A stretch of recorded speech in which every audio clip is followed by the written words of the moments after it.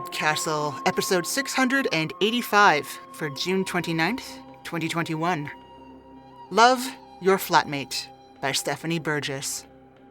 Rated PG.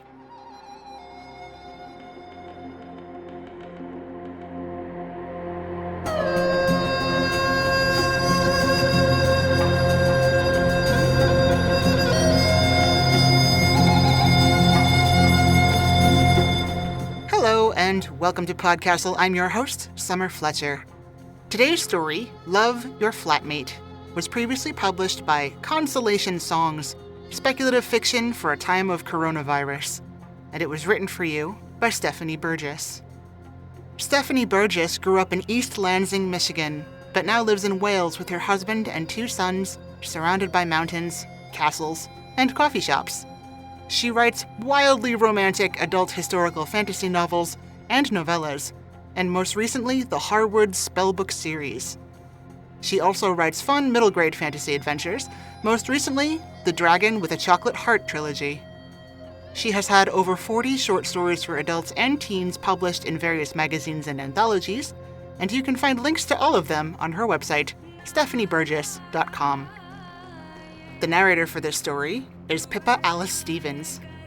Pippa Alice Stevens is an actress and voiceover artist. She is soon to be seen in The Invisible War, playing Rose Berkeley, and Spiraling, playing Natalie. And now, open up your email and enjoy the story. Love Your Flatmate by Stephanie Burgess, narrated by Pippa Alice Stevens. From emmeline.heatherton@gmail.com to favix@hotmail.com. Subject, help.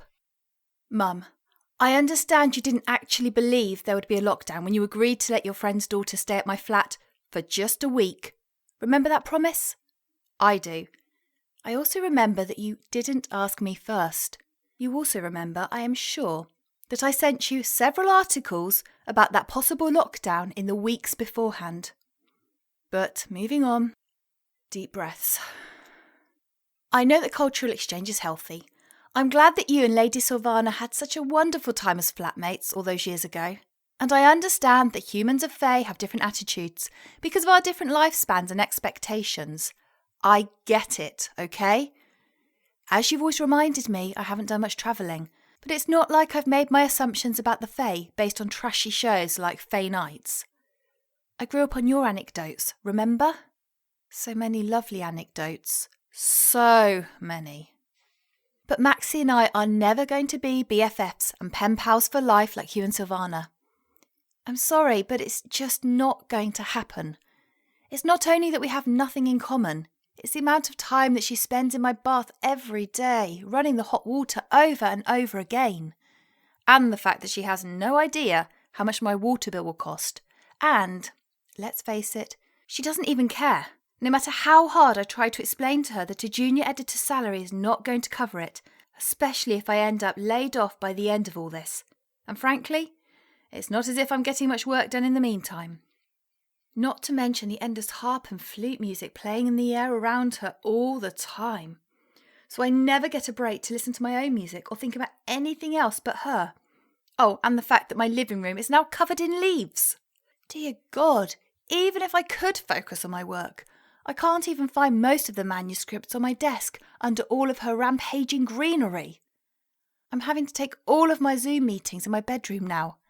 And yes, don't worry, I took down all of those fabulous girl band posters from behind my bed because I am an adult professional and I understand the concept of maintaining appearances. Some of us actually have jobs, unlike spoiled Fae aristocrats who swan around taking baths and listening to pretty music all day. I might have survived a single week with Maxie. Possibly. I truly cannot take much more. I know she can't stay with you two at the moment, but please, please, please, will you use your connection with Lady Sylvana to find out when the border between London and Faerie will finally reopen? I am begging you. I need to know when this will end. Love your desperate daughter, Emmeline. Kiss. Posted on the door to the bath in Emmeline Heatherton's flat. Quick note, my water company will not accept money that turns into leaves as a monthly payment. Also, we both need time in here every day. Just a polite reminder. Smiley face, kiss kiss. From Maximiliana Morgana at faymail.com to HL Silvana Morgana at faymail.com. Subject, aid in my time of need. Dear Mother, are all humans so impatient and so tediously focused on their useless little strips of paper money? Or is Emmeline Heatherton particularly greedy? She has spoken of little else since I've arrived. I'm not certain she understands the concept of relaxation, much less art or pleasure. You may have marvellous memories of your night spent carousing in London with Emmeline's mother, but I cannot pretend that my own memories will be nearly so pleasant. Not only are we restricted to Emmeline's uncomfortably small residence for most of every day, but she hasn't even bothered to create the most minimal of gardens in her home. I've done my best to create one for her as a polite gesture in return for my accommodation, such as it is. But her reaction when she awoke to find a beautiful silver apple tree from Fairy growing from her bedroom carpet was, I must say, anything but grateful. Honestly, I give up on even attempting any meaningful rapprochement with a creature who has so little in common with me, no matter how deceptively appealing her snub nose, freckles, and rarely seen but admittedly astonishing smile may be. Instead, I've turned my thoughts to my next symphonic creation in the hope that I may perfect it by the time that I'm finally allowed back into the serene halls of home. Unfortunately, I have so little space to myself that I've been forced to spend hours every day hiding underwater inside Emmeline's small white bath, simply to achieve some semblance of isolation for artistic focus. A necessary habit that has apparently driven my temporary hostess over the edge into madness. Can you even imagine any fae being so petty as to place a cost on water? It is inconceivable. Please tell me that the border with Fairy will soon reopen. I can easily promise that I am not infectious, as I, of course, stay well away from humans on my single allowed daily walk, and my landlady and I are hardly maintaining kissing contact. I understand that trials are meant to strengthen our inner resources, but I cannot imagine many fae facing such a trial as Emmeline Heatherton's helpful little talks on human money. Just the sound of her voice, adorable as I first thought it to be, is beginning to make me twitch in despair at the lectures ahead. Yours in tribulation, Maxie. Kiss, kiss. Note that appeared on Emmeline Heatherton's laptop keyboard, written in golden ink on a leaf that puffed into a shower of glitter after being read. I do beg your pardon, but would you terribly mind putting on headphones when you're listening to your own music? I'm afraid it is disturbing my concentration. As you would put it, just a polite note.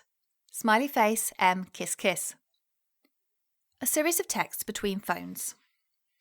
Emmeline.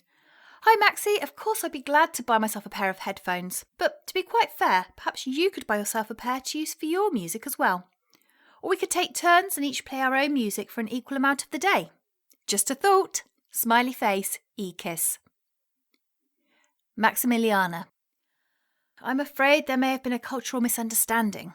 I am attempting to create a symphonic harmony that will enlighten the ages, soothe the immortal soul, and fulfill my life's vocation.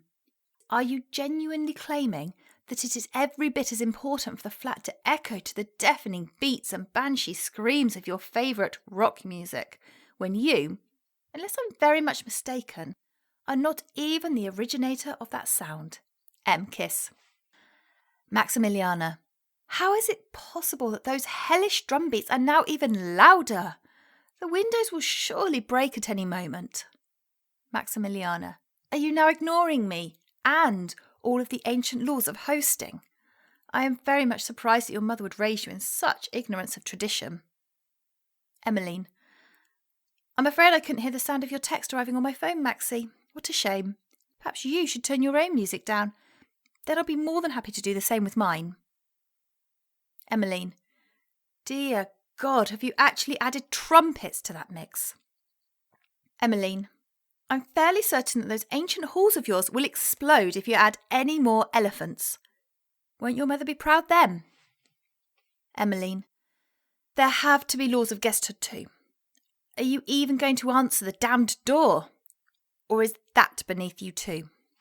From emmeline.heatherton@gmail.com to favix@hotmail.com. Subject, I'm going to kill her. FYI, I was just given an official warning from my landlord because of your old friend's daughter. Apparently, the building operates a 3 strikes and you're out policy, and I've just hit the first strike. This is not something I've ever had to be told before. I have never been so humiliated in my life. Please tell me you've at least asked Silvana when that border will reopen. I need to know how much longer this torture will last. Emmeline, kiss.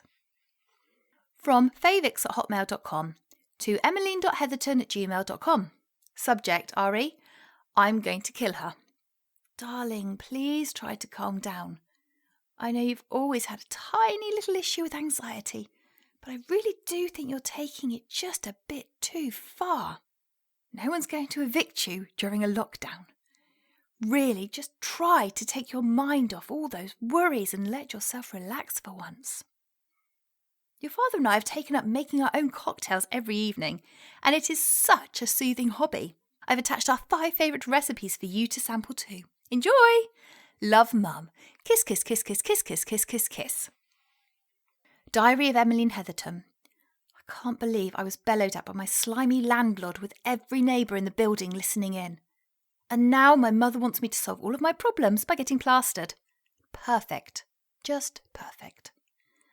I officially give up on everything, including bloody cultural sensitivity. I gave myself a headache watching Fay Nights on my phone last week to be polite, but I'm not doing that again. I'm watching tonight's episode on the big telly in the living room, and I don't care what Maxie thinks of it. It's not as if I could take out my headphones to watch it in silence. Not after everything else that's happened today. Those headphones are locked down until she's gone. That is non-negotiable. If she gets too offended by all of that trashy fun and rampant on-screen fey human sexing in the most implausible locations, she can just find herself another damn flatmate who thinks that glowing green eyes, cute pointed ears and shimmering hypnotising hair make up for everything else about her personality. Okay, and maybe I will make cocktails too. Why not? What's the worst that could happen? I might finally relax near my new flatmate. Ha! That is never going to happen. Diary of Emmeline Heatherton. Oh my God. What was I even thinking? What the hell am I going to do? What do I even say when she finally comes out of the bath? This has got to be the most awkward morning after in the history of the universe. What if she tells her mum, who tells mine, what happened? Oh my God.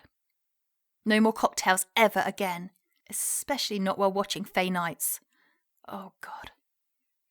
Oh no, another note. Deep breaths, Emmeline. I am a strong, courageous woman. I can read whatever she has to say. After all, it can't be any worse than everything that we said to each other yesterday afternoon, right? Right. I'm going to open it. Now. Note that appeared on Emmeline Heatherton's bed, written in golden ink on a leaf that puffed into a shower of glitter against her bare skin after being read. For the purposes of improving our mutual cultural understanding, would you consider summoning up those Fay Nights online archives again and bringing them in to watch together in the bath? M. Kiss, kiss. Diary of Emmeline Heatherton. Well, I... Scratch that. Obviously... Scratch that. Oh, what the hell. I have to wash this glitter off my skin now anyway, right? At least this way we'll save money by bathing together. A sign posted on the refrigerator door of Emmeline Heatherton's flat. Agreed schedule of events from now onwards. 9 a.m. to 3 p.m, Maxie's music takes precedence in the flat because it is her actual job, which probably should have been mentioned earlier to avoid misunderstandings. While Emmeline will focus on editing so as not to lose her own job. 3 p.m. to 5 p.m, Emmeline's music has precedence in the flat, and Maxie will not make any negative comments about it if she ever wants to watch Fay Nights together again. Supper will be cooked on an alternating day-by-day basis. Addendum in golden ink.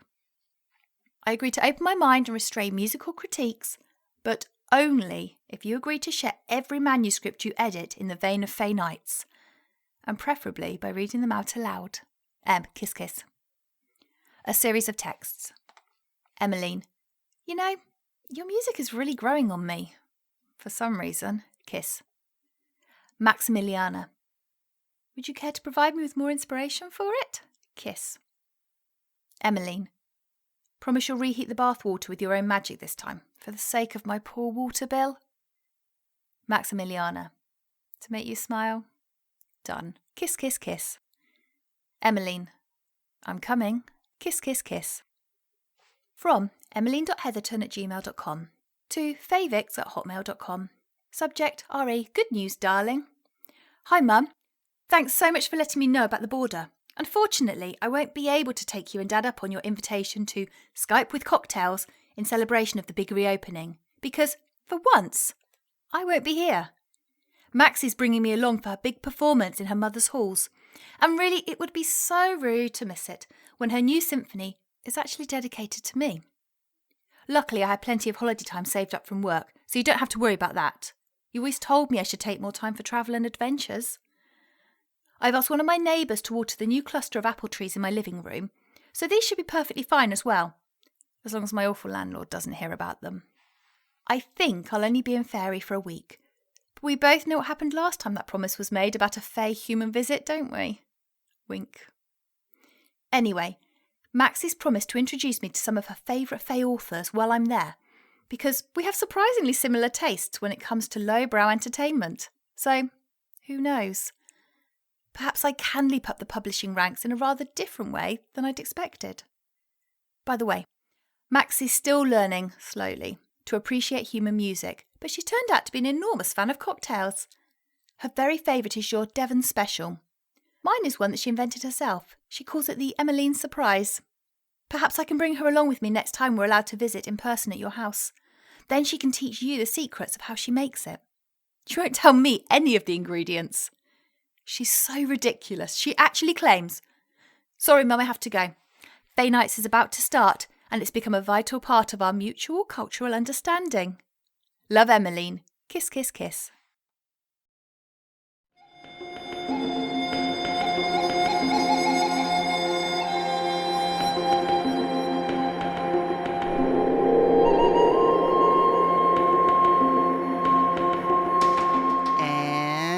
Welcome back.